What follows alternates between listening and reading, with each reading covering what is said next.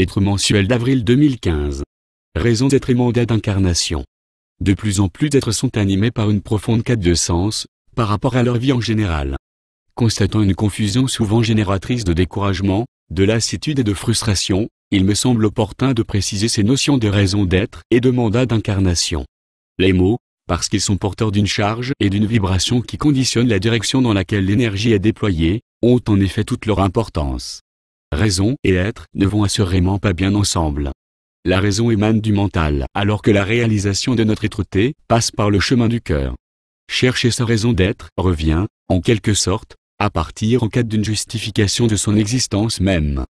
Peut-on élaborer une explication rationnelle au fait d'être? À la question « Pourquoi suis-je ?», il ne peut être répondu.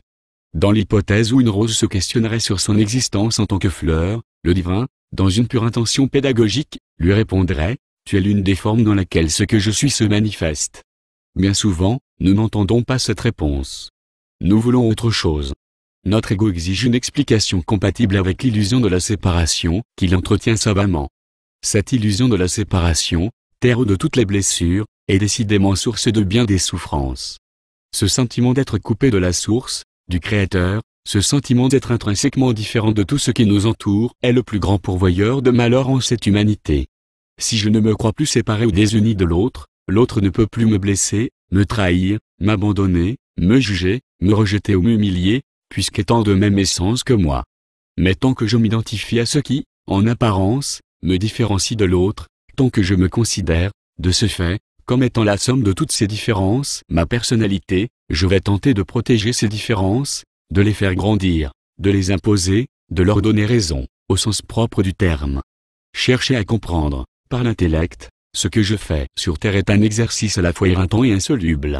Je suis avant tout venu pour me départir de mon ignorance, car seule l'ignorance se réincarne, gagner en conscience et rayonner ce que je suis, libéré de toutes les illusions, de tous les voiles. Je suis une expression de la vie au sein de l'infinitude de ces expressions. Je suis une particule du divin, qui se goûte en une multitude d'aspects, eux-mêmes en perpétuelle expansion. Je suis la vie qui s'observe et s'expérimente en un champ des possibles, dont il m'est impossible d'appréhender le mystère. Ce qui, en revanche, peut être éclairé par le faisceau de ma conscience, est la cause de ma présence sur Terre, c'est-à-dire, en d'autres termes, ce qui a motivé le fait que mon âme ait choisi d'investir une parcelle d'elle-même dans ce corps physique de matière auquel j'ai pu parfois m'identifier en y enfermant ce que je suis.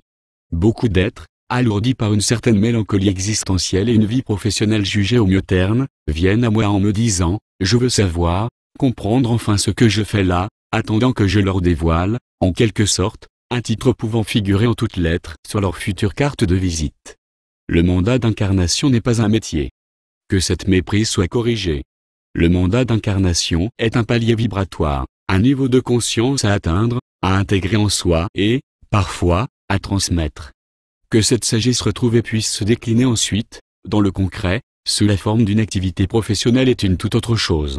Bien évidemment, en fonction de la quantité accessible en soi de conscience, nous pouvons nous sentir appelés vers tel exercice social ou professionnel. Mais il n'est point question de placer la charrue avant les bœufs et de nous mettre en quête d'une activité qui, comme par enchantement, viendrait dissoudre les voiles d'ignorance de ce que nous sommes. L'intérieur précède toujours l'extérieur. Nous ne sommes pas venus sur Terre pour faire mais pour être. À force de chercher ce que nous sommes venus faire, nous en oublions tout simplement d'être. Cette énergie que nous orientons vers la recherche de l'action à accomplir ne peut plus, de fait, être consacrée à retrouver la pleine jouissance de notre essence. J'observe que cette déperdition énergétique nourrit, d'une part, la nostalgie d'un ailleurs idyllique et, d'autre part, la tendance fâcheuse à attendre un monde meilleur, toujours placé dans le futur. Le faire est la manifestation de l'être, il est, véritablement, ce qui en découle. Le faire est le rayon du soleil, non le soleil. Garder cette image présente en nos cœurs peut nous aider à aller à l'essentiel. Grégory Mutombo.